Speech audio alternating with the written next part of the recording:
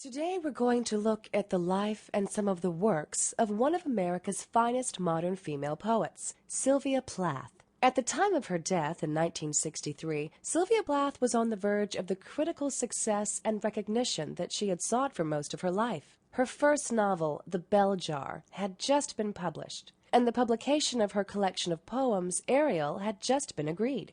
These poems, which were mostly written during the last year of her life, chronicle the traumatic developments taking place in her personal life and were to make for her a reputation as a first-rate poet. But it wasn't until 1982, almost 20 years after her death, that her posthumously published Collected Poems won the Pulitzer Prize for Literature. Since this time, the fascination and intrigue with her work has continued to grow.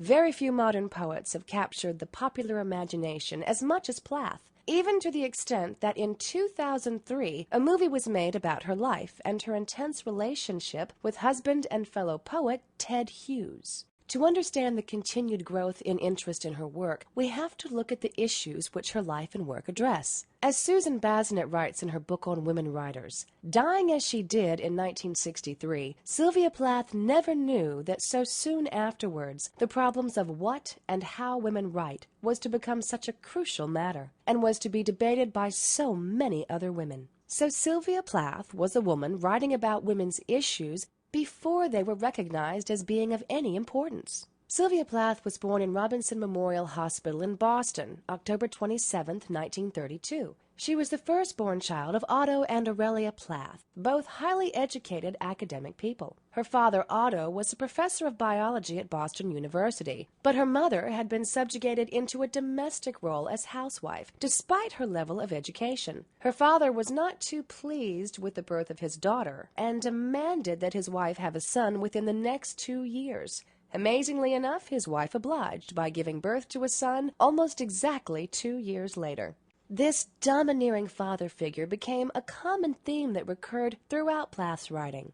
With the birth of her brother, Sylvia had to work much harder to win her father's attention and approval. When in 1936 Plath's father became ill, access to him became even more restricted, and Plath's main means of getting attention from her father was by achieving academic success. This meant that from an early age she began to equate love with success. In 1940, Plath's father died, and this left the family in a very difficult financial situation. They were forced to move away from the seaside home that Plath had enjoyed so much and into a suburb of Boston, and her mother had to take a part-time job to support the family.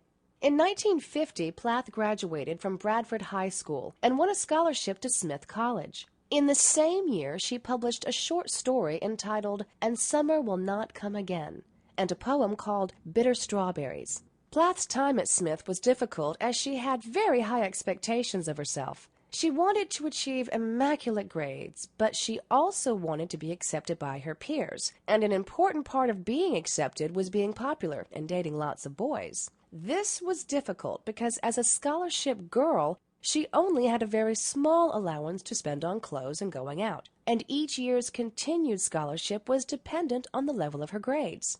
In 1953, Plath won a fiction contest sponsored by Mademoiselle magazine and was offered the opportunity to go to New York as a guest editor. She relished this opportunity to spend a month working in a professional publishing environment. But Plath returned from New York feeling exhausted, and after hearing news that her application to a creative writing course had been rejected, she fell into what was to become one of her many